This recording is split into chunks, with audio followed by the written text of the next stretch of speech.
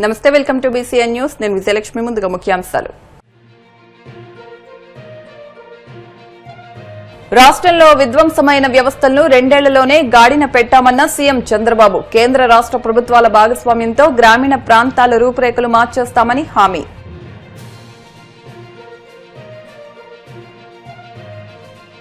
VBG Ramji అనేది ఒక పథకం కాదన్న ఉప ముఖ్యమంత్రి పవన్ కళ్యాణ్. గ్రామీణ ప్రాంతాల భవిష్యత్తును మార్చే మిషన్ అని వ్యాఖ్య.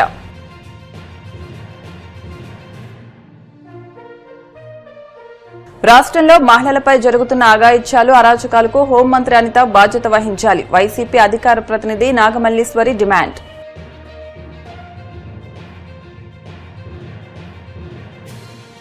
తిరుమల శ్రీవారిని దర్శించుకున్న ప్రముఖ సినీ నటులు రాజేంద్ర ప్రసాద్, సాయి కుమార్. ఆలయ మర్యాదలతో స్వాగతం పలికిన అధికారులు. కేంద్ర రాష్ట్ర ప్రభుత్వాల భాగస్వామ్యంతో గ్రామీణ ప్రాంతాల రూపురేఖలు మార్చేస్తామని ఉప ముఖ్యమంత్రి పవన్ కళ్యాణ్ సారథ్యంలో సుమారు 11,000 కోట్లకు పైగా నిధులతో ఈ బృహత్తర కార్యక్రమాన్ని విజయవంతం చేస్తామని ముఖ్యమంత్రి చంద్రబాబు స్పష్టం చేశారు. ఈ నిధులతో గ్రామీణ ప్రాంతాల్లో 125 రోజుల పనిదినాలు కల్పించి రహదారులు, డ్రైనేజీలు, కాలువలు వంటి శాశ్వత ఆస్తుల కల్పనకు శ్రీకారం చుడతామని ఆయన ప్రకటించారు.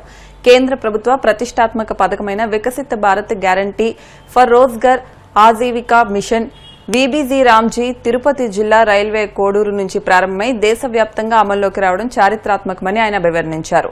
రైల్వే కోడూరు నియోజకవర్గంలోని ముక్కవారిపల్లి గ్రామంలో కేంద్ర గ్రామీణాభివృద్ది శాఖ మంత్రి శివరాజ్ సింగ్ చౌహాన్, ముఖ్యమంత్రి చంద్రబాబు, ఉప ముఖ్యమంత్రి పవన్ కళ్యాణ్ తో కలిసి ఈ పథకాన్ని లాంఛనంగా ప్రారంభించారు.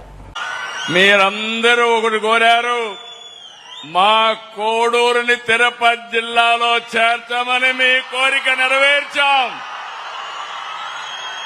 నెరవేర్చామంటే గట్టిగా చప్పట్లు కొట్టి చెప్పండి అవునని.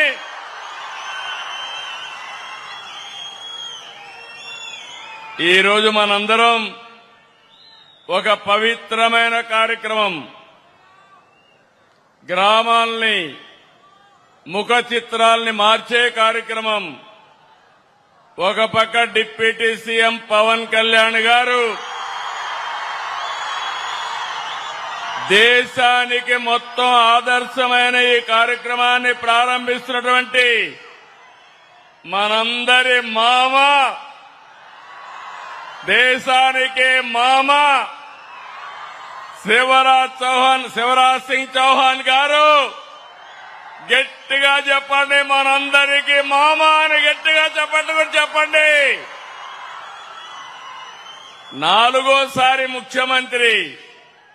సాదా సీదాగా ఉంటాడు, ఎప్పుడూ ఓటమి ఎరగలేదు, భవిష్యత్తులో కూడా ఓడిపోడు.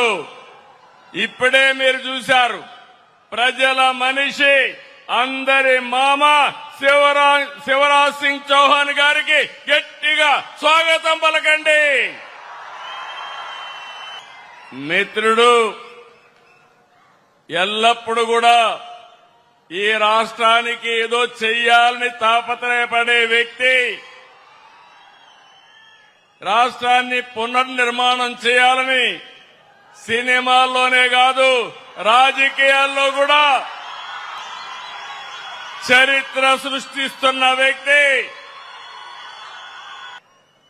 ఈరోజు ఒక పవిత్రమైన కార్యక్రమం, దానికి నాంది.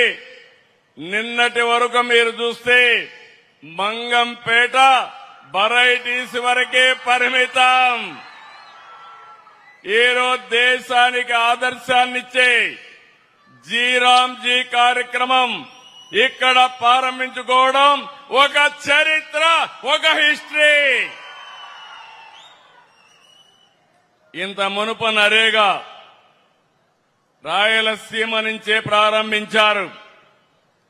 ఈరోజు మెరుగైన మెరుగులు తీసుకొచ్చి జీ పథకాన్ని తీసుకొచ్చారు. రాబోయే రోజుల్లో స్వర్ణాంధ్రప్రదేశ్ దిశగా, వికసిత్ భారత్ దిశగా అభివృద్ధి అవుతున్నాం. ఎవ్వరికీ అనుమానం అవసరం లేదు. నరేంద్ర మోడీ గారి నాయకత్వంలో భారతదేశం అగ్రదేశంగా తయారవుతుంది. అందుకు జీ ఉపయోగపడుతుంది. మనమందరం ప్రధానమంత్రిని అభినందిస్తూ గట్టిగా చప్పట్లు కొట్టి హర్షాన్ని ఆమోదాన్ని తెలియజేయాల్సిన అవసరం ఉంది. 14-19లో అనేక కార్యక్రమాలు చేశాం. ఇప్పుడు కూడా 7,700 కోట్లు కేంద్రం ఇచ్చారు. మన వాటా 4,000 కోట్లుంటుంది. 11,000 కోట్ల రూపాయలు ఖర్చు పెడుతున్నాం. నాకు అనుమానమే లేదు, ఉప ముఖ్యమంత్రి పవన్ కళ్యాణ్ గారి నాయకత్వంలో గ్రామాల రూపురేఖలు మారతాయి. మార్చే బాధ్యత మాదే.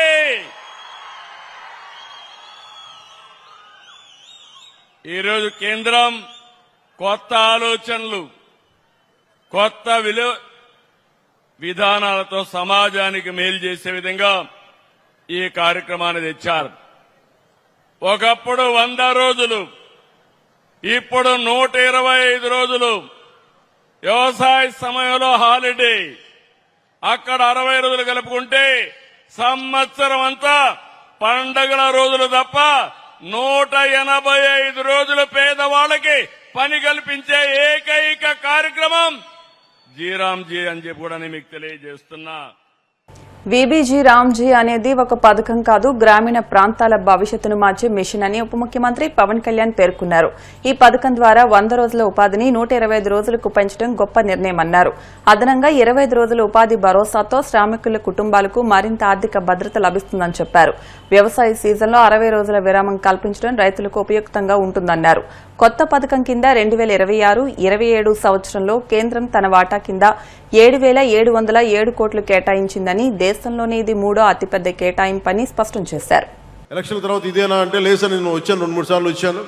ఇందాక రూపానందన్ రెడ్డి గారు చెప్పింది ఖచ్చితంగా పరిగణలో ఉంది. అది యువతకి భవిష్యత్తుకి ఉద్యోగాలు అనేది. నేను ప్రత్యేకించి ఒక సమయం తీసుకొని నేను మీ యువతతోనే మాట్లాడుతున్నాను. ఇక్కడికి వచ్చా మాట్లాడతాను. ఇదే ప్రాంతంలో మైసూరావారిపల్లి నుంచి రాష్ట్ర వ్యాప్తంగా ఒకేసారి 13,326 గ్రామ సభలు నిర్వహించి ప్రజల భాగస్వామ్యంతో ప్రపంచ రికార్డు సృష్టించాం. అదే స్ఫూర్తితో ఈ జాతీయ కార్యక్రమానికి రైల్వే కోడూరుని వేదికగా ఎంచుకున్నాం. ఆంధ్రప్రదేశ్ అభివృద్ధికి ఎల్లప్పుడూ అండగా నిలుస్తున్న గౌరవ ప్రధానమంత్రి శ్రీ నరేంద్ర మోదీ గారికి, అలాగే నేను కోరిన వెంటనే ఈ జాతీయ కార్యక్రమాన్ని మన రాష్ట్రంలో ప్రారంభించేందుకు అంగీకరించిన రాజకీయ ఉద్దండులు, 4 మార్లు ముఖ్యమంత్రిగా చేసిన ధీరుడు కేంద్ర గ్రామీణాభివృద్ధి శాఖ మంత్రి శ్రీ శివరాజ్ సింగ్ చౌహాన్ గారికి హృదయపూర్వక ధన్యవాదాలు, కృతజ్ఞతలు తెలియజేస్తున్నాను. గ్రామీణ ఉపాధి, గ్రామాల ఆర్థికాభివృద్ధి, పేదరికం నిర్మూలన, స్వయం సమృద్ధి గ్రామాల నిర్మాణం లక్ష్యంగా గౌరవ ప్రధానమంత్రి శ్రీ నరేంద్ర మోదీ గారి నాయకత్వంలో కేంద్ర ప్రభుత్వం వికసిత్ భారత్ జీరాంజీని తీసుకొచ్చింది. ఇది కేవలం ఒక పథకం కాదు, గ్రామీణ భారతదేశ భవిష్యత్తును మార్చే ఒక మిషన్. ఈ పథకం ద్వారా 100 రోజుల ఉపాధిని 125 రోజులకి పెంచడం చాలా చాలా గొప్ప నిర్ణయం. ఉపాధి శ్రామికులకి అదనంగా ఇంకొక 25 రోజులు ఉపాధి భరోసా కల్పించడం, వారి ద్వారా వారి కుటుంబాలకి మరింత ఆర్థిక భద్రత లభించనుంది.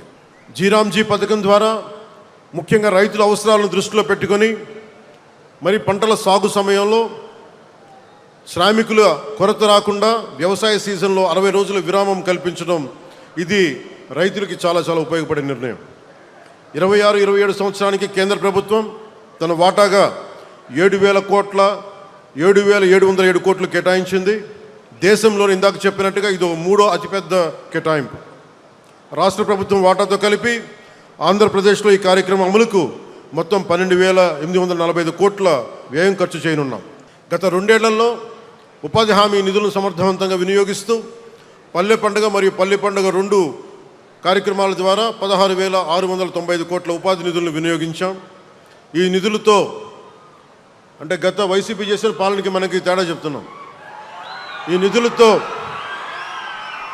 7,000 కిలోమీటర్ల సిసి రోడ్లు, 40,000 గోకులాలు, 15,500 పశువుల నీటి తొట్టెలు, 107,000 నీటి కుంటలు, అడవి తల్లి బాట కార్యక్రమం ద్వారా 1,373 కిలోమీటర్ల గిరిజన రహదారులు, 1,66,000 ఎకరాల ఉద్యానవన పంటల సాగుని అభివృద్ధి చేశాం. అలాగే 55,40,00,000 పని దినాలను కల్పించి గ్రామీణ కుటుంబాలకు ఉపాధి భద్రత కల్పించగలిగాం. దీంతోపాటు స్వచ్ఛ రథాల ద్వారా స్వచ్ఛ గ్రామం, ఆరోగ్య గ్రామం లక్ష్య సాధన దిశగా గ్రామాల్లో పారిశుద్ధ్య సేవలను ప్రజలకు మరింత చేరువ చేసి పరిశుభ్రమైన వాతావరణాన్ని అందిస్తున్నాం. ఇప్పుడు 26-27 సంవత్సరంలో పల్లె పంటకు సాధించిన విజయాలను స్ఫూర్తిగా కొనసాగిస్తూ రైతులు పండించిన పంటలను, ముఖ్యంగా ఉద్యానవన పంటలను సకాలంలో మార్కెట్లకు చేరవేసి వారి ఆదాయాన్ని మరింత పెంపొందించే లక్ష్యంతో కూటమి ప్రభుత్వం ఎన్నడూ లేని విధంగా 10,000 కిలోమీటర్ల డొంక రోడ్లని నిర్మాణానికి శ్రీకారం చుట్టింది. అలాగే 1,00,000 ఎకరాల్లో ఉద్యానవన పంటల సాగును అభివృద్ధి చేయాలని సంకల్పించాం. దీంతోపాటు 1,500 కిలోమీటర్ల సీసీ బీటీ రోడ్లు, 500 కిలోమీటర్ల మ్యాజిక్ డ్రైన్స్ నిర్మాణాన్ని పూర్తి చేయాలని లక్ష్యంగా పెట్టుకున్నాం. గ్రామీణ పాలనలో ఆంధ్రప్రదేశ్ ఇప్పటికే దేశానికి ఆదర్శంగా నిలిచింది. రాష్ట్రీయ గ్రామ స్వరాజ్ అభియాన్ కింద రాష్ట్రంలో జరుగుతున్న అరాచకాలకు, మహిళలపై జరుగుతున్న అఘాయిత్యాలకు బాధ్యత వహిస్తూ హోంమంత్రి అనిత తక్షణమే రాజీనామా చేయాలని వైసీపీ అధికార ప్రతినిధి నాగమల్లీశ్వరి డిమాండ్ చేశారు. తాడేపల్లి పార్టీ కేంద్ర కార్యాలయంలో మీడియాతో మాట్లాడారు. ఒక దళిత మహిళగా కృష్ణలంక సీఐ నాగరాజు వేధింపులతో ఆత్మహత్య చేసుకున్న దళిత యువకుడు పేరుపోగు క్రాంతికుమార్ కుటుంబానికి న్యాయం చేయడానికి ముందుకు రాకపోవడం సిగ్గుచేటన్నారు.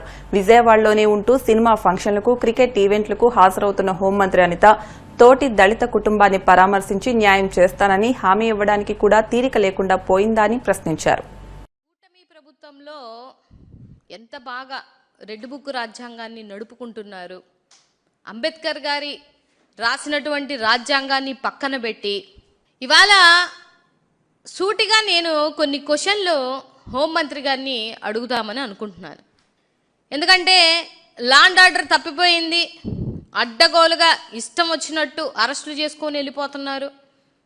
అవసరమైతే రౌడీల్లాగా, గూండాల్లాగా కార్ల మీద, మనుషుల మీద దాడులు చేస్తున్నారు. వీటన్నిటి కోసం అడగాలన్నా, వీటన్నిటి కోసం ప్రశ్నించాలన్నా, మాట్లాడాలన్నా పాపం మన అనిత గారు ఏ రోజు మీడియా ముందుకు రారు.